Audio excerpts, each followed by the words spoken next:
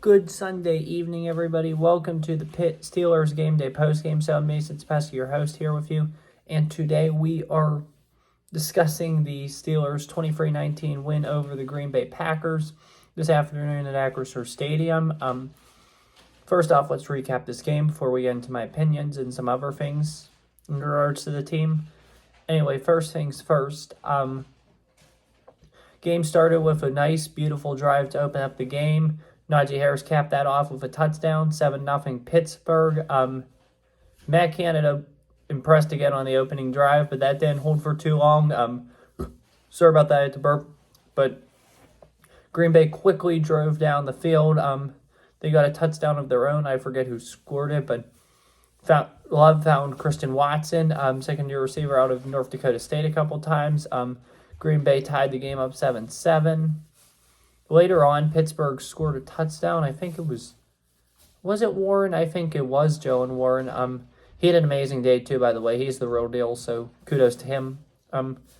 Pittsburgh scored a touchdown to take a 14-7 lead. Then Chris Boswell made it 17-7. But not before Green Bay, I'm sorry, I'm confused with my language and wording here, but 17-7 Pittsburgh. Right after that, Green Bay scored a touchdown, make it 17-13. Aaron Jones had a big run leading to that touchdown. It's 17-13. Andres Carlson, I think he's the brother of Daniel Carlson, kicker on the Raiders, and also on my fantasy team. Hopefully they do good tonight. Again, ready to hopefully, fingers crossed, knock on wood, finish out a victory here. Knock on wood again. But anyway, though, he had an extra point blocked by Patrick Peterson, make it 17-13. Then Green Bay kicked another field goal. They made it 17-16. I think that's what the score was going into half. Yeah, 17-16, I believe. Then Pittsburgh failed a couple times offensively. Green Bay got the ball. They drove the field, and they made it 19-17 on a field goal. Pittsburgh got the ball right back. Boswell made a field goal, make it 20-19. Boswell made a field goal late, make it 23-19. Pittsburgh defense had a couple stops. Pittsburgh got the ball back with like a minute 50 left. Didn't do anything. Had to punt it delay to Green Bay. Green Bay got the ball. They had the chance to drive. And for the second consecutive week, the same way as last week, the game ended with an interception. I think this one was Keanu Neal or KZ. I think it was Keanu to cap off the game. And the Pittsburgh Steelers won 23-19. This improves them to 6-3. Just a quick glance around the division. This week, the Ravens lost today to Cleveland. That loss drops them now to 7-3. The Browns won, obviously. They're 6-3. We're 6-3. The Bengals are last place in the division at 5-4. They lost to Houston today. So pretty much that and Pittsburgh winning. It would have been a perfect day if Cleveland would have lost, but unfortunately, they didn't. Sets up the Saints for a humongous battle next week. We'll get to that at the very end. But anyway, though, this was a huge win for sure. 6-3 feels good. We're playing well, but I don't know if we're playing at that level. So it feels really good right now to be 6-3 and know that the best days are yet to come for this team, and we can all agree on that. So things are definitely trending upward, that's for sure. And here's where we're going to start my takeaways now for the week. First things first, this offense looks so much better than it did a couple weeks ago. I know we beat Baltimore 17-10, and we beat a very good team, but this offense looks amazing now. I mean, compared to what it was, things are going much better. I like Matt Canada on the sidelines. He's doing a really nice job on the sidelines, and I'm starting to maybe rethink that whole Fire Matt Canada thing. You haven't heard the Fire Canada chants for a while. Him on the sidelines, I think it's really good. For sure, some people were saying it's like having Andy Reid as offensive coordinator. I wouldn't go that far yet, but he has done so much better on the sidelines. It's so glad to see him do well. But yeah, for sure, things are looking good right now or much better for the offense. One thing I was upset though today, I know Patrick Peterson had an amazing day. Joey Porter Jr., he didn't do bad by any means, but it certainly wasn't his best of days. But this secondary looked bad some games that plays. I mean, Devontae and Wicks, Jaden Reed, Romeo Dowds, Christian Watson, all had humongous gains against the secondary today at times. They looked lost. And I mean, people said the Pittsburgh secondary wasn't good. I mean, it's like ranked 29th, I think. It's like one of the worst in the league, unfortunately. But look at all the names we have that are doing good things. Peterson, Porter. Those are key names. And the fact that we just were able to let certain players, I mean, like, look at Devontae Adams, what he did week 3. Debo. Some of the Cleveland receivers week 2, even like week 4 against Houston. Certain receivers just tear up our secondary. It could have been much worse against Jacksonville. I mean, we didn't let Jacksonville rip us apart. We didn't let the Titans rip us apart. Today, it just felt like Green Bay ripped our secondary apart. I mean, this was easily the worst. We had seen it all year since Devontae Adams. I mean, I don't know. There's some good secondary prospects in the draft this year. Terrion Arnold. I love Terrion Arnold. He's done a really nice job, so he's one of my favorite prospects in this draft, so hopefully we consider him. But I do like Patrick Peterson and Joey Porter Jr. a lot. So I would keep trying to improve them first before you look at anybody else. This secondary is still, like, pretty good. It just had one bad day. But that one bad day almost cost us the game. We're lucky we won this game, but the secondary needs to improve. And the other thing is this. Why do we keep finding ways to let these games get interesting? This was a game today we could have easily taken full advantage of. And we didn't. Let's look at two out of 3 of our losses this year. We lost 3 games this year, as you probably all know. San Francisco, 30-7 in week 1. Texans, 30-6 in week 2. Or, not week 2, I'm sorry, week 4. Week 4, my bad. And week 8, Jacksonville, 20-10 at home. What do 2 out of 3 of those losses have in common? And no, it's not the Shanahan system thing. It's the fact they were both blowouts. That is why we have a minus points differential, those 2 games. So here's what I am thinking about. Why are Kyle Shanahan and DeMeco Ryans coaching to blow out teams, but Pittsburgh simply cannot do it? We have a better record right now than the Cowboys. Or not the Cowboys, the Texans. We have basically an identical record right now as the San Francisco 49ers. So our record indicates we should be even or better than these teams.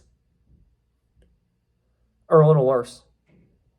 I still think we're better than the Texans. We just had a bad day against them. But I don't think we're better than the 49ers by any means. Why are these teams capable of blowing teams out, but Pittsburgh is not? And don't say it's Matt Canada's fault. It's the way we play. We even did this when we had Big Ben, Le'Veon, and AB, an explosive offense. And it cost us, and I know at the time I was a Patriots fan. Yes, I used to be a Patriots fan. I made that mistake. I'm sorry about that. But it cost us games in the past. 2017. And I know this isn't 2017. This is a whole new system and a whole new everything. But in 2017, Pittsburgh was up big on New England. New England won the game. Pittsburgh could have easily demolished that Patriots team. New England won the game. These are the consequences of the let's do this by winning close games thing. Pittsburgh has always done this. It is nothing new. In 2019, we finished the year 8-8. And we barely beat Cincinnati and Arizona. And they were both really bad that year. Even when we were 10-0, 12-0, we beat bad teams by small margins. I mean, we did have one blowout. The last blowout win I remember was the Jacksonville game in 2020. Ever since, and you can partly blame this on Matt Canada and not so much Tomlin. Because you can go back to 2020 and look at weeks 10 and 11 of the 2020 season. We blew out Cincy and we blew out Jacksonville. Granted, they were awful teams, but we still blew them out. Since 2021, we haven't really had a blowout win. So that, yes, you can blame Matt Canada on by being a little conservative. I liked Keith Butler and Randy Fichtner, and I like Todd Haley and Keith Butler.